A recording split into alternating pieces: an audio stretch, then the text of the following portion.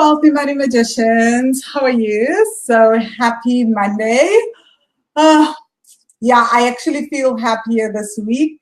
Yoga today was so smooth. Okay, so yeah, I'm super excited. So if you've just joined us, my name is Vangile Makwakwa and I'm the founder of Wealthy Money and the host here at the Wealthy Money Magicians Group. I teach women to fall in love with their bank accounts, to release their ancestral stories around money so they can fall in love with their bank accounts, increase income, increase savings and investments, and live their best lives, right? So every so often I get questions via inbox, which I always say to people, I don't answer questions via inbox. So I'll answer things I'll answer on this particular, on the videos, on the live videos. So that's why I sometimes do so many live videos, because people have asked me to address a specific topic or all those stuff, right? So I recently received an email, so an inbox, again, anonymous. If someone's messaging me via inbox, I'm assuming they want to be anonymous, right? Versus when they're posting in the groups. So anonymous says, my husband and I seem to be attracting beggars in our life, beggars in the form of family or friends. They keep asking and taking from us, from money to cars. I'm starting to think we may be sending some vibrations out to be getting all this, and it is really tiring to say no, right? So she says, we generally give a lot to our loved ones, from money to opportunities within our means, but this asking has reached a level that is starting to seem ridiculous. People stealing from us and expecting us to save them just because they're family. People asking us to literally pay their debts and then thinking that a year to repay that without interest is a deal we would take. Wow. So she's saying that, like, it seems like people are sponging off us, right? So she's then saying, maybe we're guilty of letting them do this, but I'm not sure what kind I would need or what kind of work I would need, or even both of us, to actually eliminate this from our circle. Okay, so this is kind of very interesting to me, because I think this comes up a lot, right? So I've been sort of sitting with how to answer this, because there are two things, a million things that could be happening actually. But I want to look at three different reasons why this could be happening, right? So the first reason, which I think I never really talk about, is sometimes we have people in our lives because they are here to teach us a lesson. Like, there's something within us that we're not acknowledging, and they are basically not just the mirrors. So we'll talk about mirrors in my second point, but they're basically there to activate something within us so that we can start to learn something. So my first instinct would be, are we setting, is Anonymous setting concrete boundaries, right? So maybe one of the things that the people are here to teach her is about boundaries, is what boundaries do you need to have in place, not just around money, but it could be every aspect, any aspect of your life, and it's just showing up in money. Remember, money is just one aspect, but I'm assuming if something is happening like this in your finances, chances are it's happening in other sectors of your life. It's just bigger in your financial sphere. You're just more aware of it in your financial sphere, right? So maybe boundaries is a thing in your life that you're needing to learn, and these people are here, like family and friends, are here to help you activate those boundaries so that you start learning how to say no. So now this brings me to the thing of where, so, okay, it's one thing about learning boundaries, but then it's another thing about why do we not have strong boundaries in place? Why is it so difficult for us to have strong boundaries in place? often it's about us needing to be liked. It's about us wanting to be loved by people. That the minute we put strong boundaries in place and the minute we say no, honestly, this happens to me all the time. When I say no, not all the time, but I would say like 30 or 20% of the time, then some people will be like, oh no, you're not my friend. I don't like you. This means you don't care about me. And they delete me from their lives. Often it actually happened just like 2 weeks ago, right? So that's okay because your boundaries are your boundaries. So most times we're scared of losing love. So we allow people to walk right over us. So when they ask for things, we keep giving and giving and giving because we're so scared that if we say no, they will withdraw our love. But here's the kicker. That means that the people are not really loving us. They're not loving who we truly are. They're loving what they can get from us. So we're actually not getting love. We're just getting a sense of approval and validation. So it's about keeping that approval and validation in place. And because you need that sense of approval and validation from externally, the universe keeps sending you people that will make sure that you need approval and validation, that you're in constant need of approval and validation, right? So the universe will constantly send you those people so that you're constantly striving to get approval and validation. Once you can find a way to approve of yourself, validate yourself, which is where a lot of the money magic work comes in, which is healing the inner child, healing family dynamics, healing ancestral stories, because sometimes our need for approval and validation isn't even ours. It's sometimes ancestral. Oh, there's stories I could tell about that, how I had to literally heal that when I realized that, oh my God, this wasn't even my stuff. Like, I picked this up from my grandmother, right? So it's about having to heal that as well. So it's just being aware of that. So these people, so like when you have people like that in your life, family and friends, then their role is basically they fulfilling a soul contract in a way to help you become aware of the need to set boundaries and what is it that's blocking you from setting boundaries. The what that blocks you from setting boundaries, that's where the work is. That's where the deep, deep work comes in. It's about understanding what's blocking you from setting the boundaries, right? And then the other thing could be, the second thing, right, is it's possible that they are just a reflection of you in some part of your life. So where in your life are you feeling entitled? Are you feeling entitled to love, entitled to money, entitled to anything? It can be anything really, and it's just showing up in your finances, right? So then that means that you need to examine where in your life this sense of entitlement is sitting. I mean, granted, people creating debts and expecting you to pay the debts, that's like extreme, right? And here's the thing, it's like the more you ignore that, the bigger that situation will get. So first it starts off as tiny little things. People are asking for money, this, and you keep giving. Then the universe is like, you're not learning the lesson at all. So then the family members start making bigger and bigger demands.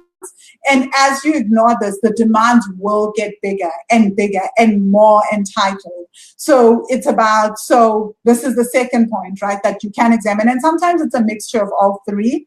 So it's about looking at your own sense of entitlement. Where are you, in a sense, taking from people and feeling entitled to take? It can be in any aspect of your life, right? And now it's showing up in terms of family. Where are you? It's just, yeah.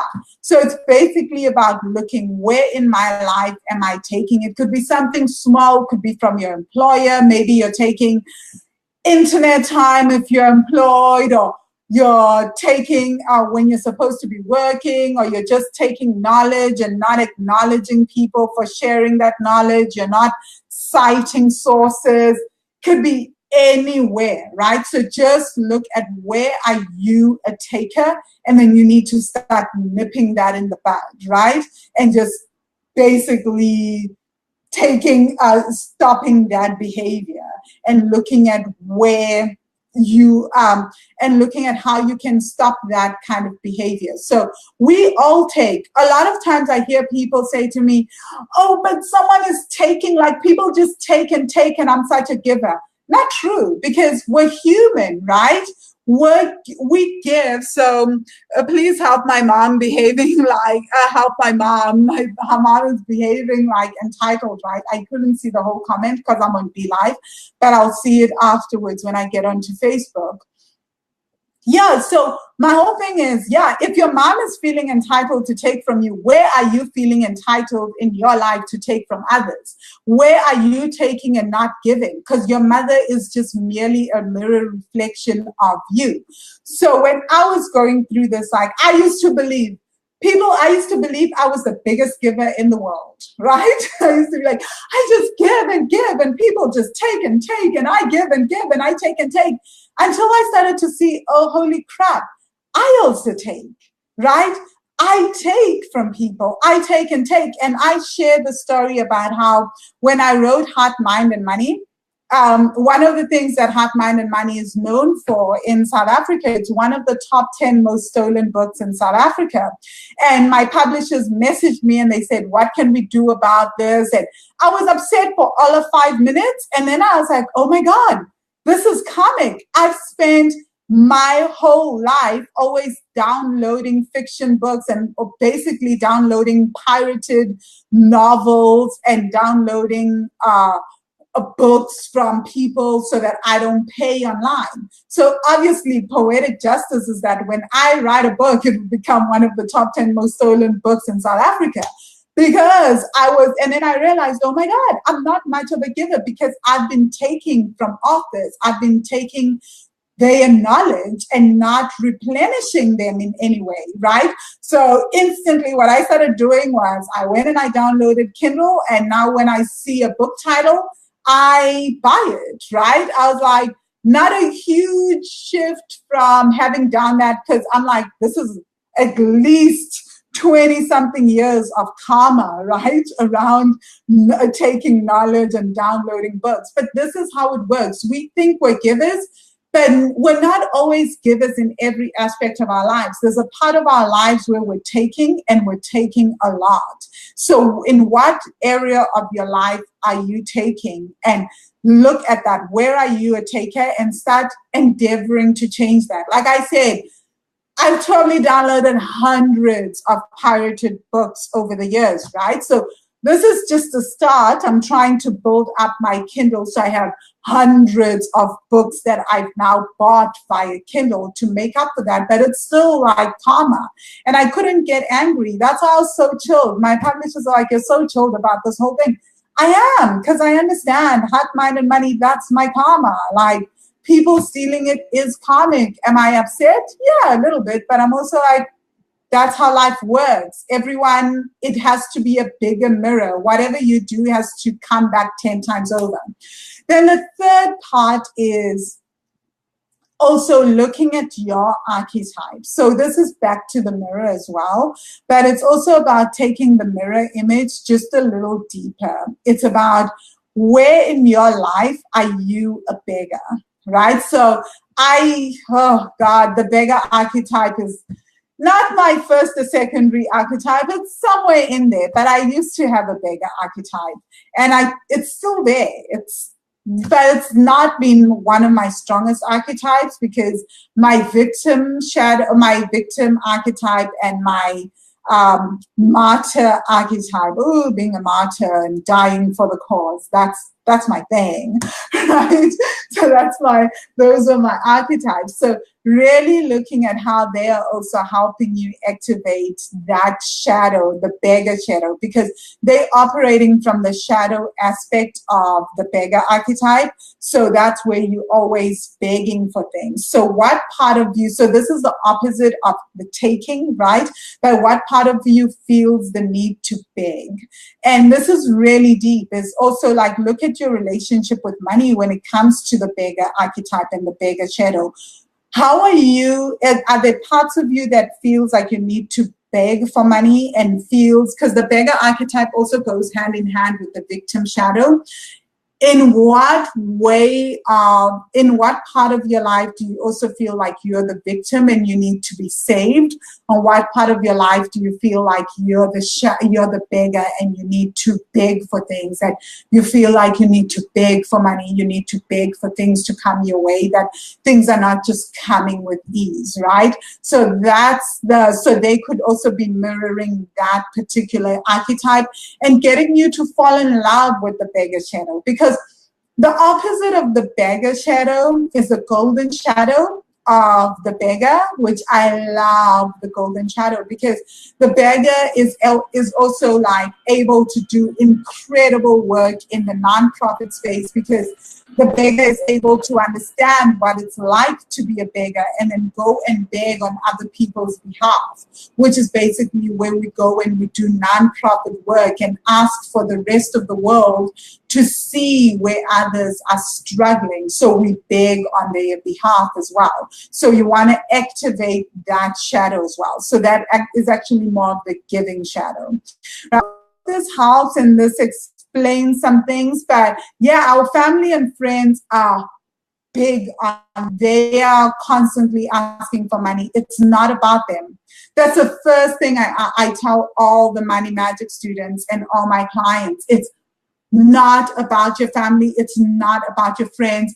Trust me, them asking you for money has nothing to do with it. So I think I'll post again another video, a video of Tshegofatso where I interviewed Tshegofatso, where she shared that before she did the Money Magic course, people would ask her for money. She would just know someone for like 5 minutes and they would ask her for money. And as soon as she started working on the Money Magic course and healing a lot of like the childhood wounds, the mother wound, the father wound, a lot of the work there and the ancestral wounds around money.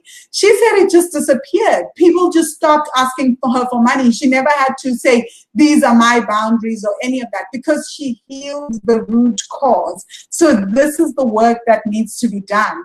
Everything else is symptomatic. Everything is really about us in a way, right? It's not even about family or friends. Like, people are always shocked that my family and friends will really ask me for money. I'm like, they don't, you know? It just doesn't happen like that. And a lot of it is because, again, it's the work that we do internally, and then everything else is external, right? So yeah, just keep doing the work. And yeah, I really recommend the Creating Money Magic course. So if you want to talk about coaching with me, hit me up. It's wealthy-money.com/coaching, or just send me an inbox, right? A message, and we can discuss it further. Anyway, have a fantastic week. Let's keep the discussion going in the group, right? And yeah, okay. Cheers, guys.